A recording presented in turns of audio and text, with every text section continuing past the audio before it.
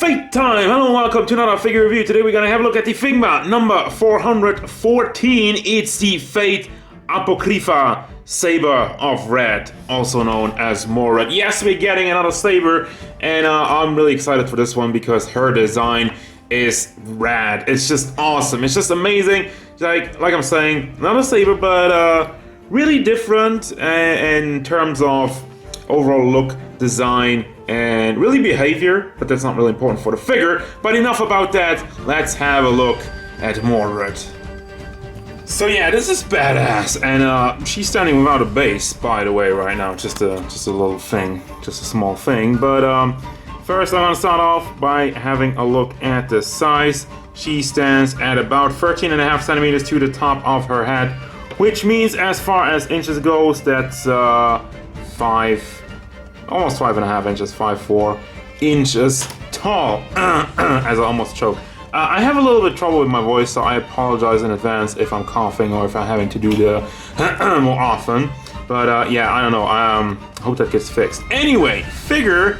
The face sculpt is amazing. The animal eyes is perfect. I mean, Figma just does that to perfection.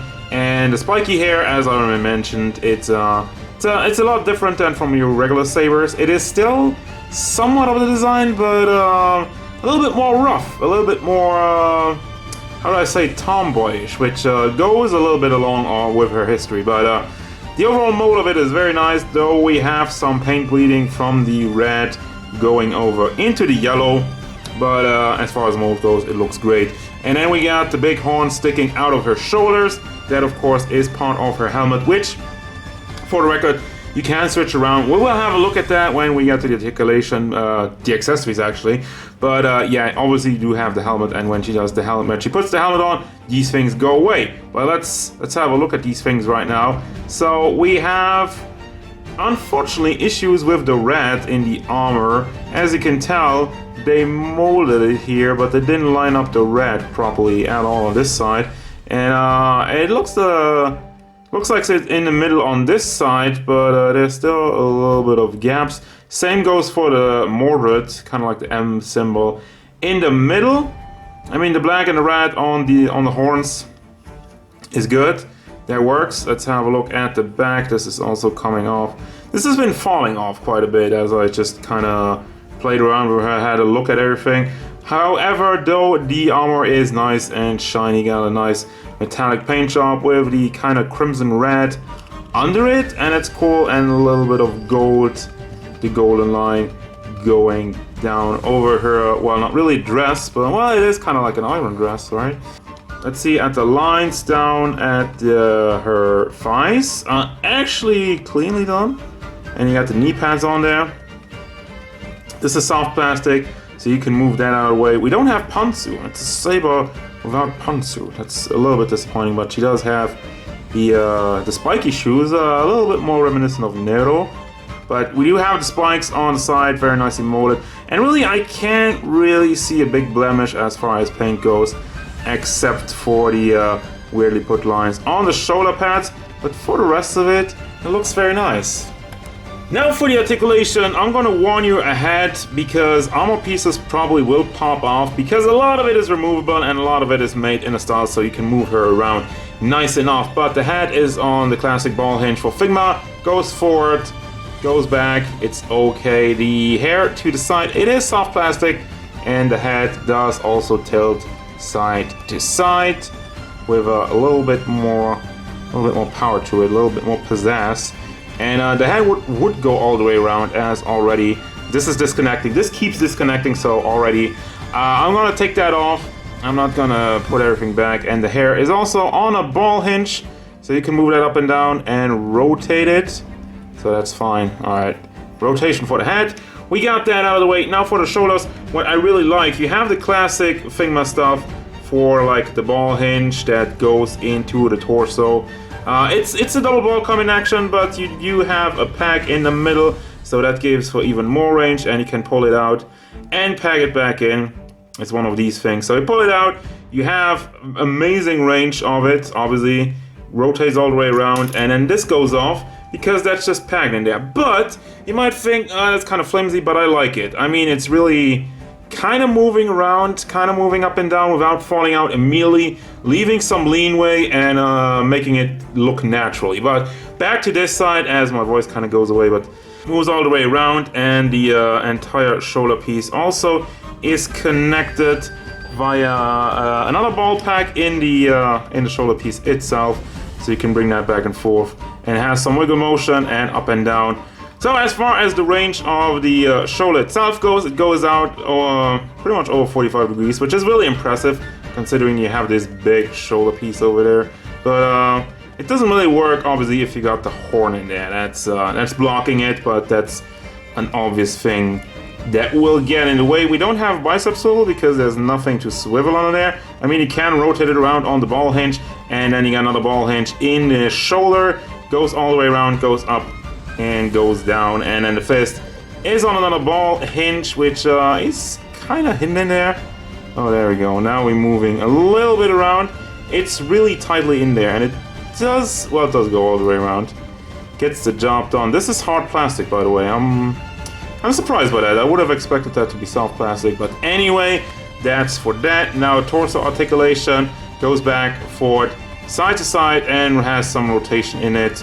Goes all the way around. And this, kind of like the corset piece over here, is completely floaty. And it can look wonky, but the good part about it is no matter how you turn her around, you just kind of readjust that after it, and you kind of tuck it in. You kind of have to tuck it in, and that's a little bit of an issue, but not really a big one.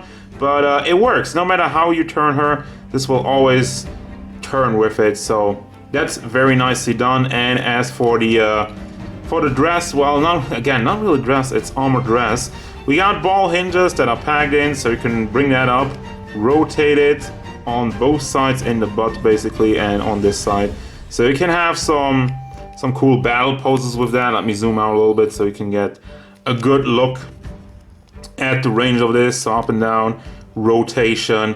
Once again, this is completely soft plastic, and the legs go forward, go to the back. Let's see, does that also move around? That is also soft plastic, but it's a little bit getting in the way. But we do go back, we do go out to the side, and you can also rotate the leg on the ball. Then we got the simple hinge in the knee. A double hinge would have really worked well with the knee pad, but you know, Figma doesn't really do that, except for cooling. Then the foot goes up and down, side to side, tilting, and goes all the way around, question mark. It is fancy with the shoe work, so yeah, it does not really. It's really blocked, but I guess kind of pull it out. But it would go all the way around. I wouldn't just force it too much, that's all. Now for the accessories, as I mentioned, it's not really accessories, it's more like doing the transformation and getting the other Mordred. So I'm gonna start off with the helmet, which looks awesome. I mean, oh my god. My main problem with this figure is, do I want to display her with or without the helmet? Because the helmet looks badass, but also without the helmet she looks badass. So, badassness all around. Let me give you another spin at this. I don't even know, I don't need to say anything. I love this helmet. It looks so menacing, it looks awesome, and it's nice and shiny. The detail is very good, and the paint job also does not disappoint. And then we got the two faces. My camera wouldn't focus, so I really had to play around with it. But yeah, we got the kind of like mischievous smile and the laugh with the one snaggletooth standing out. That's really great. Again, attention to detail. Awesome. Then we got two open hands, two holding hands, and two kind of grabbing hands for really dramatic poses. We got her sword in the regular version with like nice dark red and silver. Has a little bit of paint slips over there. It's not the worst thing, but you know, I'm just telling you that it's there. But I'm not complaining about it. As far as the mold and the look, not really anything to complain except for this. What is this? Yeah, I have some damage on it. Great. Then we have the, well, the ultimate version, or whatever you want to call it again, which has the purple kind of going into the pink and more spikes on the side, but it's basically the same thing. Also kind of sharp. So, keep it away from small children. It's not for small children anyway. And then this is all the armor parts really that's really it. You got the chest piece, you got the other shoulder pieces, an extra part to wrap around her neck when she got the helmet on, and this goes on her back because, you know, we don't have this anymore. This is all part of the helmet, and for the rest of it, you got the Figma back and the Figma base as usual, as that wraps up your accessories. And of course, here's Mordred with the armor to round it up. As you can tell, there's some parts changed. She doesn't have the big shoulder horns because that's on her head right now. The front piece and the piece in the back doesn't have the horns there either. So, I mean, final thoughts of this figure. I don't even know. This is a special one. This is kind of like two figures in one, but you can only ever display one. So I'm honestly kind of debating getting another one because I love this figure. I think this figure looks great. I love the nice and shiny metallic paint job that goes all throughout it, and the dark red. It's a wonderful combination, and I can really dig it. As far as the paint job goes, there are some very small slips here and there. There was something at the chest over there. I don't even know what's going on there, but also mentioned the red, and also there's some tiny slips in the gold in the back. It's not lined up 100%, but it's lined up like 80 to 90%. So that's fine in my book, and I love the idea of having just kind of like all these accessories this time to make the figures. As such, though, the accessories are kind of, you know, meh, but she has everything you need.